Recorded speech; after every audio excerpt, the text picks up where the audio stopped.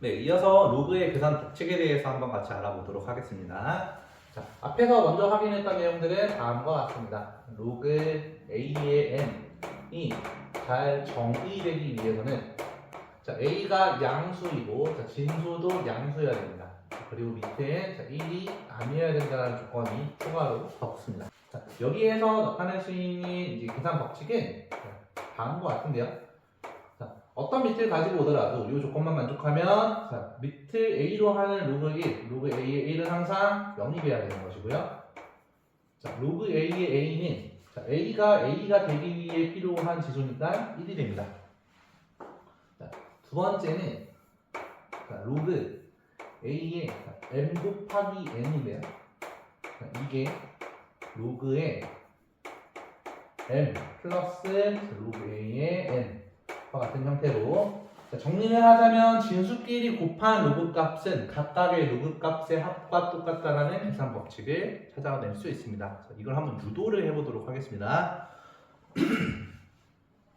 정의부터 시작인데요. A의 로그 A의 mn A가 m 곱하기 n이 되기 위해서 필요한 지수만큼의 거듭제곱을 하고 나면 그 결과는 반드시 m 곱하기 n이 될 겁니다. 이 m 값과 n 값도 각각 이 로그의 정의를 이용해서 표현할 수 있어요. 이 m 값은 A의 로그 A의 m으로 표현할 수 있어요. 마찬가지로 이 n 값 같은 경우에도 A의 로그 A의 n 값으로 표현할 수 있습니다. 따라서 이 m 곱하기 n이라는 값은 A의 로그 A의 m 곱하기 A의 로그 A의 n제곱의 곱과 같습니다. 그러면 밑이 같은 숫자끼리 곱셈을 하고 있다면 지수끼리는 덧셈으로 정리가 돼야 될 겁니다. 지수 자리에 들어가는 값도 서로 일치해야 되겠구나 라는 생각을 할 수 있죠. 제가 이 설명 과정을 안내를 드리는 이유는 이 각각의 로그의 계산 법칙을 연상할 때 이 숫자끼리의 곱셈이 지수끼리는 덧셈이다 라는 사실을 좀 느낄 수 있는 부분이라고 생각을 하기 때문입니다. 이 내용이 여러분들한테 와 닿았다면 이 사실도 금방 정리가 될 거예요. 로그 A의 m을 n으로 나누었어요. 진수가 유리수 형태라면 이것은 잘 생각해 보십시오. m에서 n을 나누었으니까 나눗셈을 할 때는 지수끼리 뺄셈이 일어난다는 사실을 떠올릴 수 있습니다. 따라서 다음과 같은 계산 법칙도 성립하게 될 겁니다. 네 번째 식의 결론은 진수끼리의 거듭제곱을 할 때 이 거듭제곱한 이 지수가 앞으로 나와서 곱해지게 된다 라는 게 네 번째 로그의 계산 법칙입니다. 거듭제곱의 거듭제곱을 할 때는 지수끼리 곱셈으로 계산된다를 연상을 하면 좋겠어요. 그래서 이 네 번째도 직관적으로 조금 헷갈릴 수 있기 때문에 왜 그런지 확인을 해보도록 할 건데요. 방식은 유사하게 할 겁니다.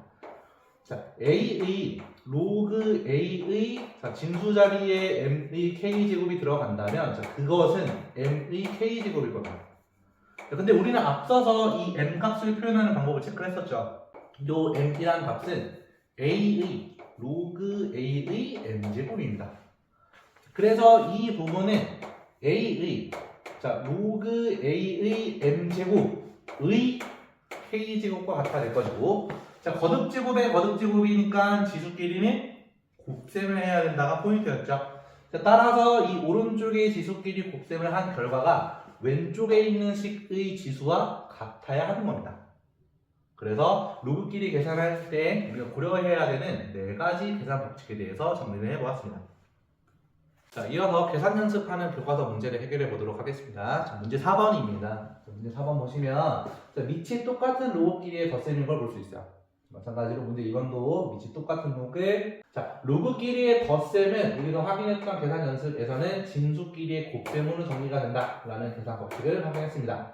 그래서 진수끼리 곱셈 하나하나의 로그 값으로 바꿔서 표현을 할 수 있고 2 곱하기 8은 16이죠. 16은 4의 제곱입니다. 4가 4의 제곱이 되기 위해서 필요한 지수는 2. 두 번째 문제도 시작해 보도록 합시다. 지수끼리 뺄셈을 했다는 얘기는 진수끼리 나눗셈을 했다라는 생각으로 바꿔서 표현을 할 수 있죠. 자, 9분의 45는 5와 같으므로 자, 5가 되기 위해서 필요한 지수는 1이구나 라고 정리할 수 있습니다. 세 번째를 볼까요? 자, 밑은 2인데 자, 진수가 32분의 1입니다. 거듭제곱으로 표현을 해본다면 32는 2에 마이너스 5제곱이에요. 자, 여기에서 바로 답을 정리해도 괜찮고요. 자, 계산 법칙을 조금 더 적극적으로 활용을 한다면 진수의 거듭제곱이 있는 경우 이 진수의 지수가 앞에 곱해진다 라는 식으로 정리를 할 수 있습니다. 자, 로그 2의 2는 밑과 진수가 같은 경우니까 1이죠. 답은 마이너스 5 곱하기 1이 돼서 마이너스 5가 되겠습니다. 자, 네 번째 계산 연습 문제입니다. 로그 3분의 1 루트 81은 제곱해서 81이 되는 양수니까 9가 되겠습니다. 자, 여기에서 좀 헷갈린다면 이런 방법을 쓸 수 있겠냐. 계산 법칙을 쓰는 게 목표니까 9를 3분의 1의 거듭제곱으로 한번 표현을 해보면 좋겠습니다. 그래서 3분의 1의 제곱을 하면 9분의 1이고요. 위아래 역수를 취해주면 9가 되겠네요. 자, 그러면 지금 3분의 1의 마이너스 2제곱이니까 진수의 지수를 앞으로 뺄 수 있다. 자, 마이너스 2 로그 3분의 1의 3분의 1. 자, 밑과 진수가 똑같은 로그니까 자, 뒤쪽에 있는 로그의 값은 1입니다. 답은 마이너스 2가 되겠네요. 자, 5번에서 난이도를 조금 더 올린 상태를 계산을 해보도록 합시다. 자, 로그끼리 덧셈을 할 때 밑이 똑같다라고 해서 무작정 곱셈을 하면 안 됩니다. 자, 밑이 같을 뿐만 아니라 로그 앞에 곱해져 있는 숫자까지 동일할 때 진수끼리의 곱셈으로 바꿔서 정리할 수 있습니다. 그러면 이건 어떻게 정리하죠? 여기는 앞에 곱해진 숫자가 없고 다시는 1이 곱해져 있고 뒤에는 2가 곱해져 있잖아요. 맞춰줘야 됩니다. 어떻게 맞춰줄 거냐면 진수의 지수 자리로 올리는 방법을 활용할 겁니다. 그래도 같은 결과가 나옵니다.